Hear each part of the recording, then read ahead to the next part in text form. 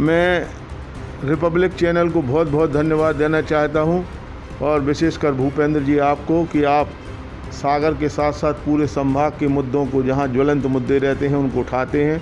उस बात को प्रदेश की जनता को, सागर संभाग की जनता को, अधिकारियों को और जनप्रतिनिधियों तक ले जाते हैं। एक ज्वलंत मुद्दा और है जो बक्सवाहा के जंगल काटने का मुद्दा आया है। वो हमारे ज़िले के तो बाहर है, छतरपुर ज़िले का है, परंतु पूरे सागर संभाग के पर्यावरण प्रेमियों का उस तरफ ध्यान लगा है कि ये जंगल नहीं कटना चाहिए। जो हीरा की खदान के लिए 2 लाख कुछ पौधे काटने का काम सरकार करने वाली है, इसका पूरे में विरोध हो रहा है। मैं आपके चैनल के माध्यम से सभी पर्यावरण प्रेमियों से कहना चाहता हूं कि हम सब इसका विरोध करें। 5 तारीख को विश्व पर्यावरण दिवस है, तो आप बड़ा मलेरिया का दौरा करें, वहाँ की जनता की भावना समझें और इस मुद्दे को ऐसा उठाएं कि वो पेड़ कटने से बचें। क्योंकि आज हम ऑक्सीजन सिलेंडर ढूंढ रहे हैं, पर जो पेड़ हमें ऑक्सीजन दे रहे हैं उनको बचाना का सरकार काम नहीं कर रही। आप सोचिए 2.5 लाख पौधे पेड़ लगने में कितना समय लगेगा और एक साथ 2.5 लाख पौधों को काटा जाना कितना बड़ा जुर्म है। तो मैं तो चाहता हूं कि इस योजना को तुरंत बंद होना चाहिए, वो पौधे सुरक्षित रहना चाहिए और पर्यावरण का नुकसान नहीं होना चाहिए। किसी ने बड़ा खूब कहा है कि ज़िंदगी में अगर कुछ पाना है तो काम करने के तरीके बदलो, पर अपने इरादे नहीं। नमस्कार, मैं हूं आपके साथ में भूपेंद्र सिंह और आप रिपब्लिक सागर मीडिया की एक एक्सक्लूसिव रिपोर्ट देख रहे हैं। आज हमारे साथ में अखिल भारतीय कांग्रेस कमेटी के वरिष्ठ नेता और दमोह विधानसभा क्षेत्र में जिला कांग्रेस अध्यक्ष मनु मिश्रा जी। सर, बहुत बहुत स्वागत है आपका हमारे शो। नमस्कार, धन्यवाद। सर, सबसे पहले मैं क्वेश्चन करना चाहूँगा, मध्य प्रदेश में दमोह विधानसभा सीट का उपचुनाव बहुत ऐतिहासिक भी रहा है, क्योंकि यहाँ पे कांग्रेस के कैंडिडेट अजय टंडन जी भारी बहुमतों से विजय हुए, 17,000 वोटों की। शायद अभी के इतिहास में ऐसी भारी बहुमतों से कोई विजय नहीं हुआ। तो इस जीत को आप किस नज़रिए से देखते हैं? ये जीत दमोह की जनता की जीत है, क्योंकि दमोह की जनता ने पूरी मध्य प्रदेश की सरकार, 23 मंत्री, 3 केंद्रीय मंत्री, मुख्यमंत्री और प्रदेश अध्यक्ष भारतीय जनता पार्टी के, उनके लगने के बाद इस दमोह ज़िले की जनता ने ये दमोह में सिद्ध कर दिया कि यहाँ पर बिकाऊ नहीं, टिकाऊ आदमी की ज़रूरत है। और कांग्रेस के साथ जिस व्यक्ति ने गद्दारी की थी, दमोह की जनता ने उसको उस बात का सबक दिया। आपको शायद याद होगा, चुनाव के पहले भी आप दमोह आए थे और आपने मेरा इंटरव्यू लिया था। उस समय भी मैंने आपसे ये कहा था कि दमोह में प्रत्याशी कोई भी हो, यहाँ पर कांग्रेस का उम्मीदवार ही जीतेगा चुनाव, क्योंकि दमोह की जनता ये मन बना चुकी थी कि जिस व्यक्ति को हम लोगों ने 5 साल के लिए चुन के भेजा था, उसने इस्तीफ़ा क्यों दिया। और इस्तीफ़ा देने के बाद सरकार थी, 124 विधायक थे, सरकार बनी थी भारतीय जनता पार्टी की, क्या ज़रूरत थी उस व्यक्ति को लेने की। परंतु शिवराज सिंह जी ने मध्य प्रदेश के दमोह विधानसभा क्षेत्र को ऐसा समझा कि यहाँ की जनता उनके दबाव में, पैसों में और सरकार के मंत्रियों के आगे अपना मत बदलेगी। परंतु दमोह की जनता ने ये सिद्ध कर दिया कि दमोह की जनता दमदार है और उसने अपना जो मत दिया, ऐतिहासिक जीत दिलाई, उसका सबसे बड़ा श्रेय दमोह की जनता को है, दमोह विधानसभा क्षेत्र के मतदाताओं को है। दूसरा श्रेय हमारे प्रदेश के मुखिया और प्रदेश अध्यक्ष कमलनाथ जी को है, जिन्होंने यहाँ पर सभाएं की, बहुत मेहनत की। हमारे मध्य प्रदेश के जो हमारे पर्यवेक्षक, सम्मानीय विधायक लोग बाहर से जो आए थे, उसमें हमारे 2 साथियों का कोरोना के कारण मृत्यु भी हुई, ब्रजेंद्र सिंह जी की और मांडवी चौहान जी की। परंतु रवि जोशी जी, लखन घनघोरिया जी, नीलेश अवस्थी जी और ऐसे बहुत सारे, संजय शर्मा जी, ऐसे बहुत सारे विधायक थे जिन्होंने अटूट मेहनत करी और हमारे दमोह विधानसभा क्षेत्र के साथ साथ पूरे ज़िले के कांग्रेस के कार्यकर्ताओं ने एकजुटता का परिचय दिया और कमलनाथ जी को ये विश्वास दिलाया कि जो आज महंगाई बढ़ रही है, जो आज भारतीय जनता पार्टी खरीद फरोख्त की राजनीति कर रही है, उसमें दमोह की जनता विश्वास नहीं करती। दमोह की जनता विश्वास करती है ईमानदारी के साथ और टिकाऊ व्यक्ति के साथ। राहुल लोधी कांग्रेस से भारतीय जनता पार्टी में एक ही मुद्दा लेकर आए, मेडिकल कॉलेज। तो अब मेडिकल कॉलेज का मुद्दा आप किस नज़रिए से देख रहे हैं? देखिए, मेडिकल कॉलेज का मुद्दा कांग्रेस के समय भी था।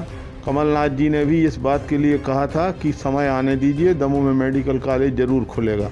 परंतु आपको मैं बता दूं, मैंने पिछले बार भी बोला था कि 2018 में 3 मेडिकल कॉलेजों का भूमि पूजन मुख्यमंत्री जी ने किया 2018 में। अभी 2021 चल रहा है। कटनी में, छतरपुर में और सतना, आज भी कहीं भी मेडिकल कॉलेज की बिल्डिंग नहीं बनी। कल कटनी में मैंने पढ़ा था पेपर में कि NSUI के लोगों ने वहाँ प्रदेश अध्यक्ष जी का घेराव किया इसी मुद्दे को लेकर कि मेडिकल कॉलेज क्यों नहीं बना। हम लोगों ने मेडिकल कॉलेज का मुद्दा हम ही लोगों ने उठाया था और हम लोगों की मांग थी और मेडिकल कॉलेज यहाँ ज़रूर आएगा। मुख्यमंत्री जी ने भूमि पूजन किया है, अब उनको मेडिकल कॉलेज तो बनाना पड़ेगा, क्योंकि उनने दमोह की जनता को ये सोचा था कि हम मेडिकल कॉलेज का लालच दे देंगे तो शायद यहाँ हमारा प्रत्याशी जीत जाए। परंतु यहाँ लोग मेडिकल कॉलेज तो चाहते हैं, परंतु व्यक्ति भी ऐसा चाहते हैं जिसका दमोह की जनता में विश्वास हो, जो जिस पार्टी में रहे उस पार्टी का वफादार हो और दमोह की जनता को साथ लेके चले। और मुझे बड़ा गर्व है कि माननीय कमलनाथ जी ने अपना विश्वास अजय टंडन जी के ऊपर जताया और अजय टंडन जी के साथ पूरी कांग्रेस पार्टी ने। और मुझे इस बात का भी फ़ख्र है, गर्व है कि मैं जिला कांग्रेस कमेटी का अध्यक्ष बना और मुझे पहले ही बार में इस दमोह के लोगों ने अटूट प्यार दे के कांग्रेस के प्रत्याशी को जिताया। ये संगठन के मुखिया होने के नाते मेरे लिए बड़े गर्व की बात है। इसके लिए मैं दमोह की जनता का, दमोह के कांग्रेस के सभी पदाधिकारियों का, कार्यकर्ताओं का, हमारी NSUI महिला कांग्रेस, सेवा दल, युवा कांग्रेस के साथियों का और हमारे जो कर्मठ कार्यकर्ता, पोलिंग बूथ के कार्यकर्ता हैं, मंडल के सेक्टर के कार्यकर्ता हैं, उन सभी का आभार व्यक्त करता हूं कि उनकी कड़ी मेहनत का परिश्रम था। क्योंकि कोरोना जैसी महामारी फैली थी, मैं खुद कोविड का शिकार हुआ, मेरा पूरा परिवार, मेरी पत्नी, मेरे बच्चे, और हमने कई लोगों को यहाँ अपनी जान गंवाना पड़ी। हमारे कांग्रेस के बहुत सारे साथी हमारे बीच से चले गए। मैं आज आपके चैनल के माध्यम से उन सभी हमारे जो कोरोना काल में हमारे कांग्रेस परिवार के साथी, उसके साथ साथ दमोह शहर के जो हमारे सम्मानीय नागरिक और जो हमारे दमोह ज़िले के नागरिक इस कोरोना काल में चुनाव के कारण मृत्यु जिनकी हुई है, जिनका निधन हुआ है, उन सभी के प्रति मैं अपनी शोक संवेदना प्रकट करता हूं और ईश्वर से प्रार्थना करता हूं कि ये कोरोना के संकट से हम लोग बहुत जल्दी उभरें, क्योंकि कोरोना के चलते ही इस पूरे महामारी ने दमोह शहर को और ज़िले को चपेट में ले लिया, जिसके कारण सैकड़ों लोग दमोह में मर गए। कमलनाथ जी ने राज्य सरकार पर आरोप लगाया था कि राज्य सरकार कोरोना के आंकड़ों को छुपा रही है, कोरोना के आंकड़ों से जो मृत्यु दर है उसको छुपाया जा रहा है। ऐसा स्टेटमेंट देने पर भारतीय जनता पार्टी ने काफ़ी कैंपेनिंग की और FIR लॉग भी हुई उनके अगेंस्ट में। फिर कमलनाथ जी का स्टेटमेंट आता है हनी ट्रैप के रिगार्डिंग, जिसमें वो पेन ड्राइव भी होना बताते हैं और उसमें जो SIT जाँच कर रही है हनी ट्रैप की, उनका नोटिस भी जाता है कमलनाथ जी के पास में। फिर है ना भारतीय जनता पार्टी फिर विद्रोह करने लगती है, फिर ज्ञापन देने लगती है कि उनके ऊपर फिर से FIR लॉग हो, देशद्रोह का मामला चलाया जाए। इस पर क्या बोलेंगे आप? कमलनाथ जी हमारे ऐसे नेता हैं जिनको संसदीय मर्यादाओं का, प्रजातंत्र के तौर तरीकों का बहुत लंबा ज्ञान है। वो 9 बार लगातार सांसद रहे, अब की बार वो विधायक बने हैं, नेता प्रतिपक्ष हैं और मध्य प्रदेश कांग्रेस कमेटी के अध्यक्ष हैं। इस हिंदुस्तान की उन सीनियर लीडर में से हैं जो 9 बार लगातार सांसद बना है। कमलनाथ जी जो भी बात बोलते हैं बहुत सोच समझ के बोलते हैं। मृत्यु के आंकड़े के ऊपर हम लोगों ने भी दमोह ज़िले में ज्ञापन दिया था, हमारे पास उसकी पेपर कटिंग है। आप सागर से आए हैं, आपने सागर में भी देखा होगा कि जो वहाँ के कब्रिस्तान हैं, जो वहाँ के शमशान घाट हैं पूरे ज़िले के, उनमें जितनी मृत्यु हुई हैं, जितने लोग मरे हैं और सरकारी आंकड़े जो बता रहे हैं उनमें बहुत अंतर है। लोग बहुत ज़्यादा मरे हैं, सरकार गलत आंकड़े पेश कर रही है। कमलनाथ जी ने सही बात को मायने रखा है और उन्होंने ये कहा है कि मैं FIR और इन चीज़ों से डरता नहीं हूँ, मुझे न्यायिक प्रक्रिया पर पूरा भरोसा है। अगर मैंने कोई बात कही है, वो बड़े नेता हैं, उनके पास उस बात के प्रमाण होंगे तब उनने ये बात कही है। रहा भारतीय जनता पार्टी का सवाल, तो भारतीय जनता पार्टी चुनाव में भी यहाँ बड़े बड़े वादे कर रही थी। आप लोग भी कवरेज के लिए कई बार आए, आप लोगों ने देखा कि वो कह रहे थे कि हम तो इतने वोटों से जीत रहे, इतने वोटों से जीत रहे, परंतु कमलनाथ जी की मेहनत थी कि हम लोग चुनाव भी जीते। और कमलनाथ जी ने अगर उनके आंकड़ों के ऊपर या किसी और अन्य मुद्दे पर कोई बात कही है तो प्रमाणिक बात कही होगी। वो सीनियर लीडर हैं, उनके विषय में मैं इतना ही कहना चाहता हूं कि उन्होंने प्रमाणिकता के आधार पर ही भारतीय जनता पार्टी को चैलेंज किया है। जब कोरोना की पहली लहर चल रही थी, पहली लहर में वैज्ञानिकों ने, साइंटिस्टों को, सभी देश की सरकार को सूचित किया था कि अभी आपसे संसाधन जुटा लीजिए, अभी आप कोरोना को कंट्रोल कर लीजिए, क्योंकि अगर कोरोना की अगर दूसरी लहर आती है और आपने संसाधन नहीं जुटाए तो उसको कंट्रोल कर पाना बड़ा मुश्किल होगा। कोरोना की पहली लहर आई गई, लॉकडाउन लगा खुला, लॉकडाउन खुलने के बाद फिर जैसा रेगुलर समान वातावरण था फिर वैसा हो गया। फिर अचानक चुनाव होने लगे इसी बीच में। फिर चुनाव की ड्यूरेशन में ही चुनाव चलते समय ही सेकंड लहर आ गई इसकी, कोरोना वायरस की, और सरकार भी उसको कंट्रोल करने में शुरुआती दौर पे नाकाम रही। हालांकि भारतीय जनता पार्टी, राज्य सरकार और केंद्र सरकार दावा कर रही है कि उसने काफ़ी हद तक कंट्रोल किया कंपैरिजन देन अदर कंट्री से। और अब जब सेकंड लहर जाने की है, पीक पर है, तो अब भारतीय जनता पार्टी, केंद्र सरकार CAA और NRC लागू करने के लिए जा रही है। और इस पर भी वैज्ञानिकों ने भी बोला कि अगर इसमें भी कोई चीज़ होती है तो थर्ड स्टेज पे, जो कि अब बच्चों को टारगेट करेगा, तो उसमें भी देश को काफ़ी नुकसान हो सकता है। देखिए, आपने बहुत अच्छा प्रश्न किया है। जब कोरोना का पहली लहर आई थी तब सरकार को सचेत हो जाना चाहिए कि हमें अपने पास पूरे संसाधन जुटाना चाहिए। आज हमारे दमोह जिला चिकित्सालय में, सरकारी अस्पताल में समाज सेवियों ने यहाँ गैस सिलेंडर दान किए, ऑक्सीजन सिलेंडर दान किए, बेड दान किए, इंजेक्शन दान किए, अन्य चीज़ें दान की। तो सरकार क्या आदमियों के भरोसे चल रही है? भाई, आप हम समाज सेवी जो दमोह के हैं उनने जो भी किया उनको मैं धन्यवाद देना चाहता हूं। पर आज आप देखिए ऑक्सीजन के लिए कैसी हाहाकार मची रही। आपने सागर में भी देखा, हम लोगों ने दमोह में भी देखा कि लोग एक एक पलंग के लिए, लोग एक एक ऑक्सीजन सिलेंडर के लिए इतना परेशान हुए हैं। जो अप्रैल का महीना गया है और मई की 10-15 तारीख तक, कि लोगों को ये लगा कि अगर उनके परिजन जो अस्पताल में पड़े हैं उन ऑक्सीजन के लिए, कोई गाड़ी में तड़फ रहा है, कोई अस्पताल में ज़मीन पे तड़फ रहा है, ना बेड पूरे थे ना अस्पताल पूरे थे।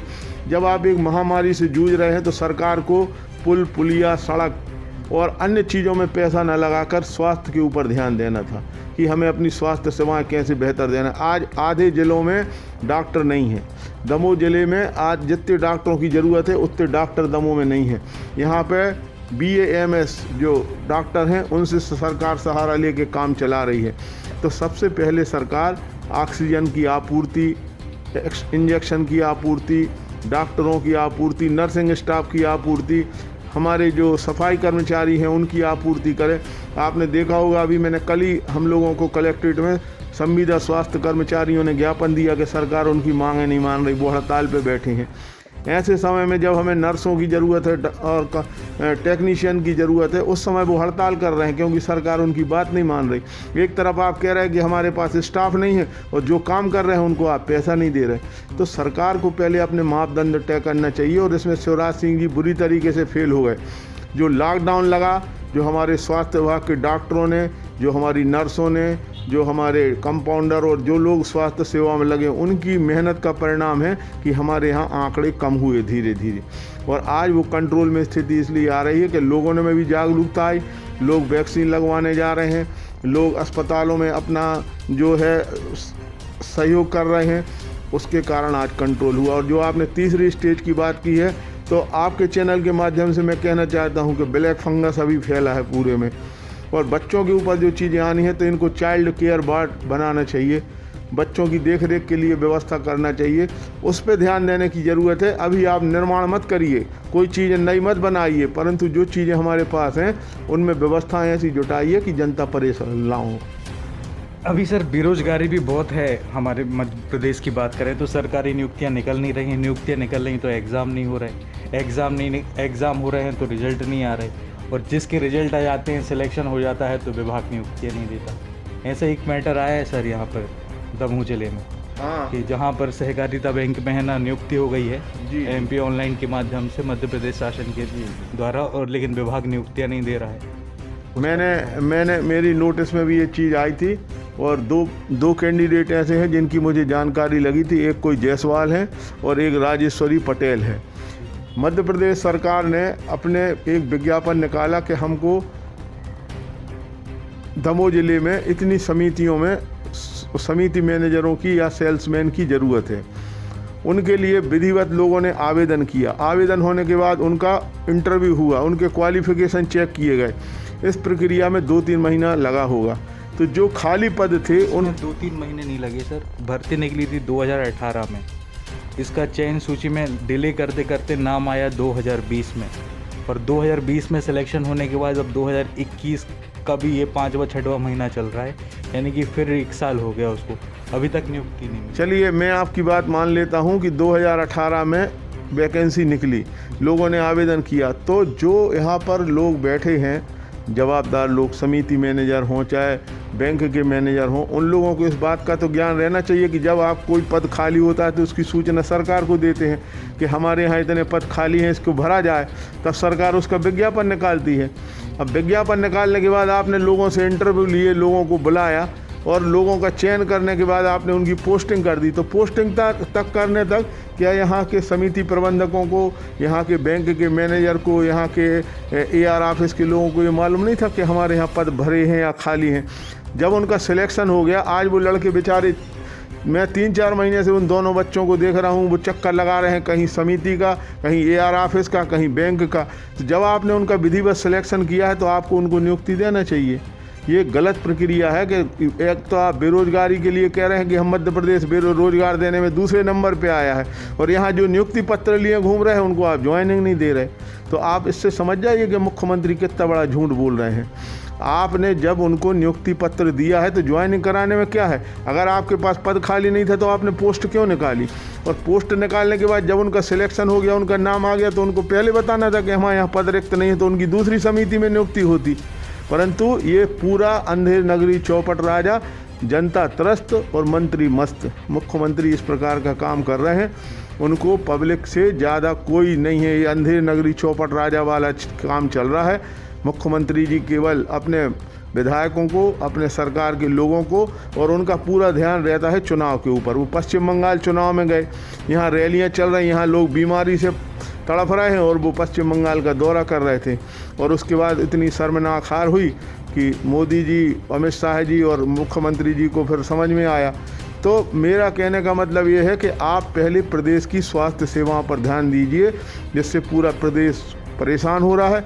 और जिन बेरोजगारों को आप रोज़गार देने की बात कर रहे हैं, उनको अगर नियुक्ति पत्र आपने दिए हैं तो उनकी ज्वाइनिंग कराइए। अगर ये नहीं करेंगे, अभी हम सूचना के अधिकार में निकालेंगे, और नहीं करेंगे तो इस मामले को हम कोर्ट में भी ले जाएंगे। मैं रिपब्लिक चैनल को बहुत बहुत धन्यवाद देना चाहता हूं, और विशेषकर भूपेंद्र जी आपको, कि आप सागर के साथ साथ पूरे संभाग के मुद्दों को, जहां ज्वलंत मुद्दे रहते हैं, उनको उठाते हैं, उस बात को प्रदेश की जनता को, सागर संभाग की जनता को, अधिकारियों को और जनप्रतिनिधियों तक ले जाते हैं। एक ज्वलंत मुद्दा और है जो बक्सवाहा के जंगल काटने का मुद्दा आया है। वो हमारे ज़िले के तो बाहर है, छतरपुर ज़िले का है, परंतु पूरे सागर संभाग के पर्यावरण प्रेमियों का उस तरफ ध्यान लगा है कि ये जंगल नहीं कटना चाहिए। जो हीरा की खदान के लिए 2 लाख कुछ पौधे काटने का काम सरकार करने वाली है, इसका पूरे में विरोध हो रहा है। मैं आपके चैनल के माध्यम से सभी पर्यावरण प्रेमियों से कहना चाहता हूं कि हम सब इसका विरोध करें। 5 तारीख को विश्व पर्यावरण दिवस है, तो आप बड़ा मलेरा का दौरा करें, वहां की जनता की भावना समझें और इस मुद्दे को ऐसा उठाएं कि वो पेड़ कटने से बचें। क्योंकि आज हम ऑक्सीजन सिलेंडर ढूंढ रहे हैं, पर जो पेड़ हमें ऑक्सीजन दे रहे हैं उनको बचाना का सरकार काम नहीं कर रही। आप सोचिए 2.5 लाख पौधे पेड़ लगने में कितना समय लगेगा, और एक साथ 2.5 लाख पौधों को काटा जाना कितना बड़ा जुर्म है। तो मैं तो चाहता हूं कि इस योजना को तुरंत बंद होना चाहिए, वो पौधे सुरक्षित रहना चाहिए और पर्यावरण का नुकसान नहीं होना चाहिए। जैसा कि आपने देखा कि अभी हमारे साथ में थे दमोह कांग्रेस के अध्यक्ष मनु मिश्रा जी। आज उनसे कई मुद्दों पर बात हुई। दमोह विधानसभा क्षेत्र के इम्प्लीमेंटेशन के बारे में बात हुई, और जिस तरीके से दमोह विधानसभा क्षेत्र में कांग्रेस ने अपनी सत्ता स्थापित की, सत्ता स्थापित करने के बाद अब जनता उनसे क्या उम्मीद रखती है, जनता के विश्वासों पर कितना खरा उतर पाते हैं। मेडिकल कॉलेज का जो मुद्दा उठा था, मेडिकल कॉलेज के मुद्दे से कांग्रेस सरकार गिर गई थी, और कांग्रेस सरकार गिरने के बाद मध्य प्रदेश के दमोह में उपचुनाव हुए, और उपचुनाव के बाद में कांग्रेस सरकार फिर से विजय हुई। अब देखते हैं जिस प्रकार से मध्य प्रदेश के मुख्यमंत्री शिवराज सिंह चौहान ने दमोह विधानसभा क्षेत्र में मेडिकल कॉलेज की घोषणा की थी, भूमि पूजन किया था। अब इस 2 साल के सत्र में वो इस 2 साल के सत्र में दमोह विधानसभा क्षेत्र में मेडिकल कॉलेज स्थापित कर पाते हैं या नहीं। तो इसी के साथ मैं भूपेंद्र सिंह, रिपब्लिक सागर मीडिया की ओर से आप सभी से विदा लेता हूं। जय हिंद, जय भारत। अगर आप ये वीडियो YouTube पर देख रहे हैं तो हमारे चैनल को सब्सक्राइब करें और बेल आइकन को दबाना ना भूलें। अगर आप Facebook पर ये वीडियो देख रहे हैं तो हमारे पेज को लाइक करें। दुनिया के सबसे बड़े और आधुनिक प्लांट में हर बारीक परीक्षण से गुजरकर साइंस, टेक्नोलॉजी एंड डिजाइन के अद्भुत मेल से बना है सोनालिका ट्रैक्टर। एक ऐसा ट्रैक्टर जिसमें है जबरदस्त पावर। सोनालिका ट्रैक्टर्स में है एचटीएम इंजन जो दे ज्यादा माइलेज, ज्यादा पावर और ज्यादा स्पीड। हर किसान की आन बान और शान। तो जीत लीजिए ये दुनिया अपने सच्चे साथी सोनालिका ट्रैक्टर्स के साथ। सबसे कम डीजल, सबसे ज्यादा पावर और सबसे ज्यादा रफ्तार का ही नाम है सोनालिका ट्रैक्टर्स, साथ ही हर जीत का। तो फिर देर किस बात की है, आज ही संपर्क करें साक्षी ट्रैक्टर्स एंड मोटर्स, अधिकृत विक्रेता सोनालिका ट्रैक्टर्स, वीरेंद्र पूनम पटेल, कृषि उपज मंडी के आगे, खुरई रोड, सागर, मध्य प्रदेश।